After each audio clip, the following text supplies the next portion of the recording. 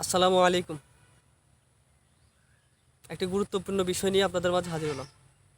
সেটি হচ্ছে বাংলাদেশের হাম সংক্রান্ত বিষয়। বিশ্ব স্বাস্থ্য সংস্থা এবং হচ্ছে বাংলাদেশের স্বাস্থ্য অধিদপ্তর থেকে যতটুকু জানা গেল সেটা হচ্ছে আপনার বাংলাদেশের 64 জেলার মধ্যে 55 থেকে 58টি জেলায় ছড়িয়ে পড়েছে। তার মধ্যে আপনার ঢাকা এবং হচ্ছে চট্টগ্রাম সবচেয়ে বেশি ছড়িয়েছে। আর এই রোগটি বেশিরভাগ ছড়িয়েছে কোন শিশুদের মধ্যে? আপনার হামটা ছড়িয়ে পড়েছে বেশি। গত কয়েক মাসে আপনার সর্বশেষ তথ্য অনুযায়ী আপনার সারা বাংলাদেশেই আপনার প্রায় 400 প্লাস শিশুর মৃত্যু বরণ করেন।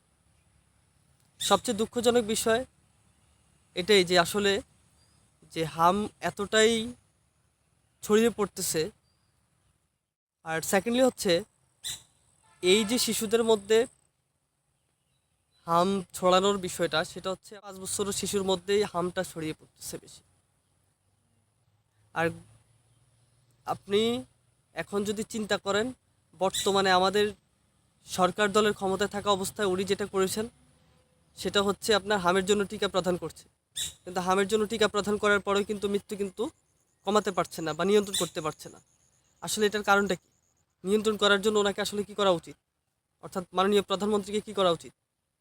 মাননীয় প্রধানমন্ত্রীকে এটা করা উচিত, আপনার টিকা প্রদান করেছে, কিন্তু টিকা প্রদান করার পরেও কিন্তু মৃত্যু হচ্ছে, প্রতিনিয়ত শুনতেছি বা হচ্ছে সংবাদ মাধ্যমে দেখতেছি।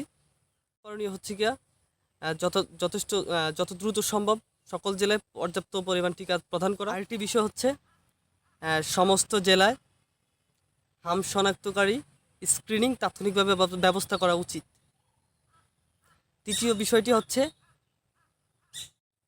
মানুষকে, অর্থাৎ সমস্ত জেলার জনগণকে সচেতন করার জন্য স্বাস্থ্যকর্মী বা হচ্ছে বিভিন্ন সোশ্যাল মিডিয়া বা হচ্ছে বিভিন্ন প্ল্যাটফর্ম বা কর্মী বা হচ্ছে বিভিন্ন সোশ্যাল মিডিয়া বা হচ্ছে বিভিন্ন প্ল্যাটফর্ম বা হচ্ছে আপনার টিভি শোর মাধ্যমে মানুষকে, জনগণকে সচেতন করা।